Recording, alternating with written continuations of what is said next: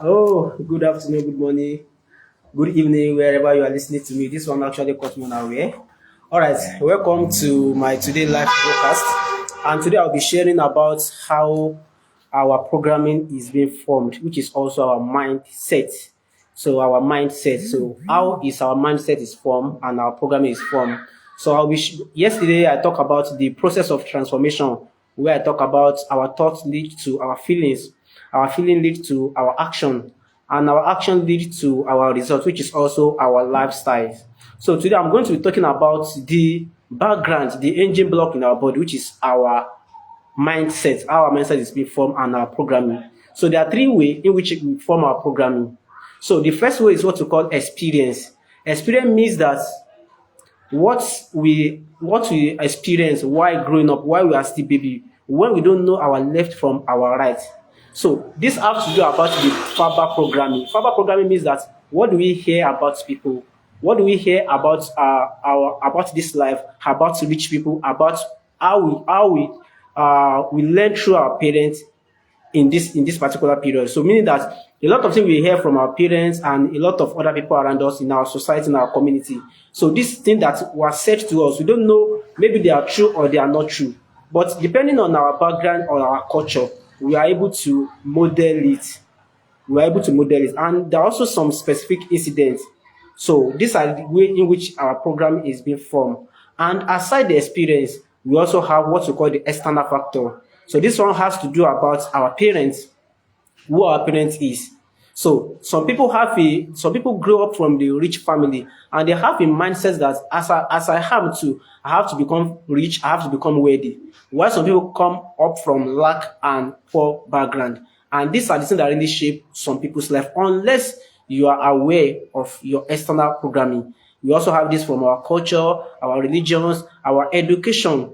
So these are way in which our program is being formed and our mindset is formed while growing up. And also, another key important thing about how our programming is being formed is what we call the law of association.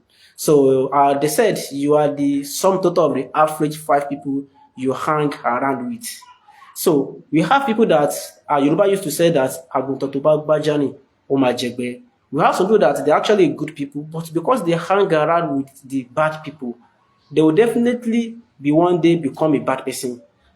So, like me, my experience so far when I was in school, I have my own reason for going to school.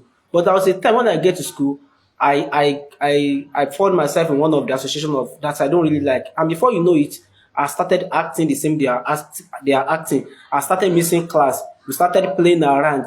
So because I hang around with this kind of set of people, so one way or the other, I was being influenced. And before I know it, I later realized that for me to get what I really want to get in this school, I need to leave this association and get into the right association. So if you want to be a rich people, you hang around enough with rich people, definitely you are going to be one of them. And if you hang around with the broke people, definitely whether you like it or not, they will actually going to influence you. So the kind of people that we hang around with is also one of the way in which our programming is being formed.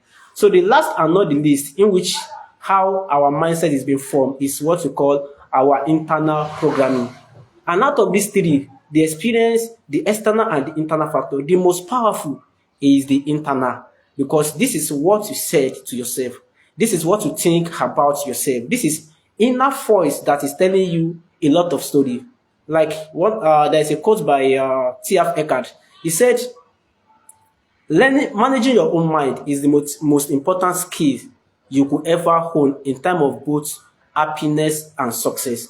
Meaning that if you learn how to manage your mind, if you learn how to control your mind, our mind is just like our leg, just like our hand. So if your leg is doing anyhow, you just calm the leg. If your hand is doing anyhow, you calm the hand because you have the power and you have the control over your hand, over your leg. Just the same way we also have the power to control our own mind. Whenever our mind is going to negativity, we can actually switch that mind to think positively. And Brian Tracy said that you should not say anything about yourself that you don't want it to come to reality. Why? Because our subconscious mind doesn't know the truth or the lie. If you tell a lie to your mind, it's going to accept it as it's true. If you tell your truth enough, it's going to accept it. So whatever it is that we say to ourselves is going to get registered in our subconscious mind. And our subconscious mind is like a cabinet of file. All our experience while growing up about people, about money, it's being stored in our subconscious mind. So while growing up, you want to make a decision, you want to do something, before you know it, you just go back to your programming.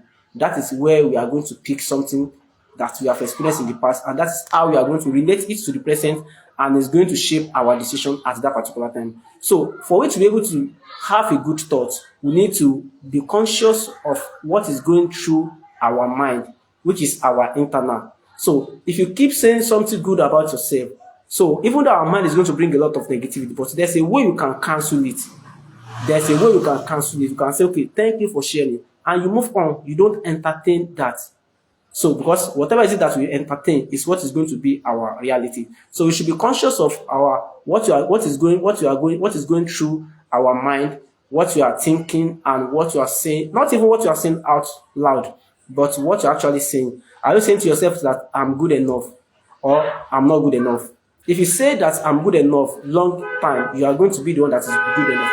But if you said I'm not good enough, definitely that is going to be your reality. Some people have a low self-esteem because their mind have been telling them a lot of lie that will never even come to reality. So for you to be able to be this, we need to be aware of what is going through our mind all the time. So that is why we need to know the kind of people that you are hanging around with, so that we are going to hang around with the people that we are going to go into the same alignment. And before we know it, we are able to understand how our mind is being formed and how our mindset is being formed. So our programming leads to our thoughts. Our thoughts lead to our feeling, which is our emotion. And our emotion influence our action, and our action lead to our result, and also lead to our lifestyle. So without understanding this, some people are just living just anyhow. They don't even know that they have something that is being run through them, and they are not even aware of it. So in as much you are aware of all this, you can be able to change it, and you can be able to do something better and get better results. So I'm going to be stopping the live broadcast now, and tomorrow we are going to take another topic and continue from there.